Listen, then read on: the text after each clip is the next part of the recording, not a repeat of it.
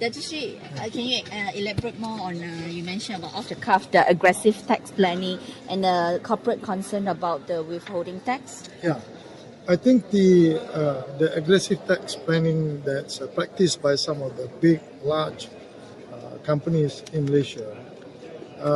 Basically, what we want to inform the public or companies that you can do tax planning, but there will be a situation where you will see that some of the tax planning that you all do, or that some of the companies do, is that is subjected to certain interpretation of law.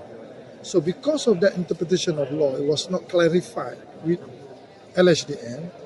So after several years, when LHDN came to the companies and do audits, and we realized that I think the principle behind the interpretation of law is wrong.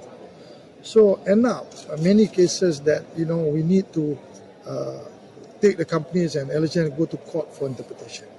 So I suggested just now that in the future, from now going forward, advising all the tax consultants to be in the position where if you want to advise your client, yes, please proceed to advise the client the right way of giving them an advice on tax planning.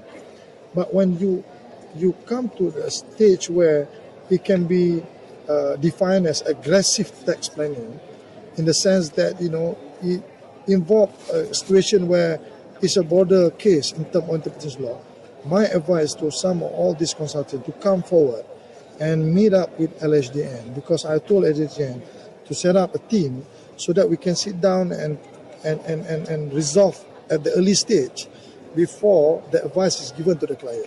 So by doing so, basically we will make sure that there's no dispute between the companies and also the government, LHDN, and it's good for the companies so that you don't have accumulated back outstanding tax payment.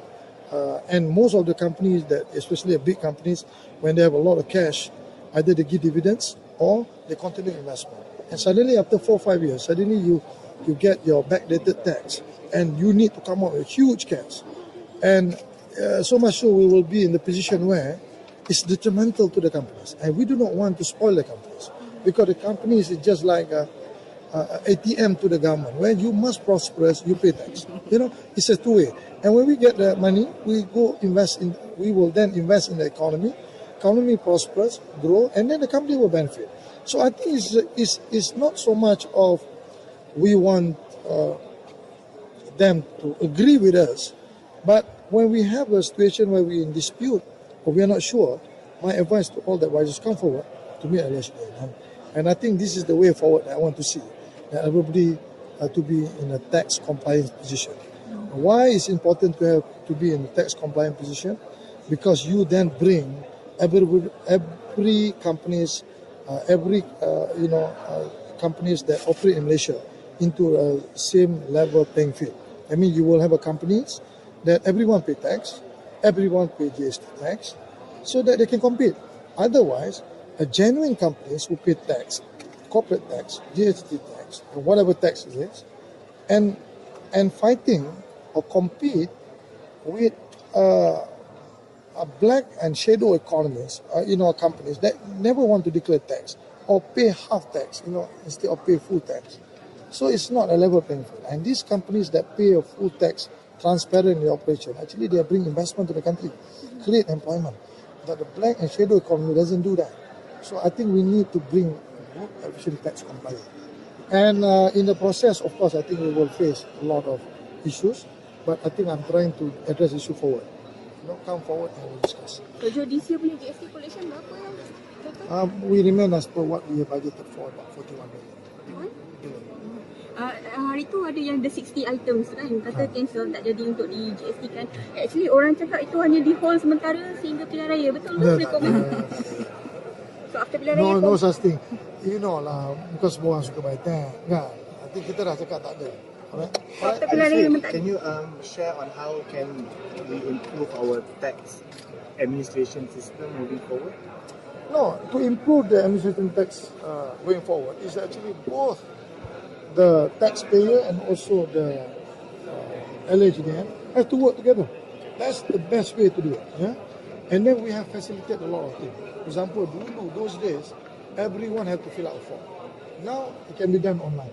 Yeah? I mean, we try to use digital technologies as much as we can in order to facilitate the tax clearance. I think that's what our objective, so that less hassle for people to pay tax, and they are not sure they can communicate with LHDN, so no dispute.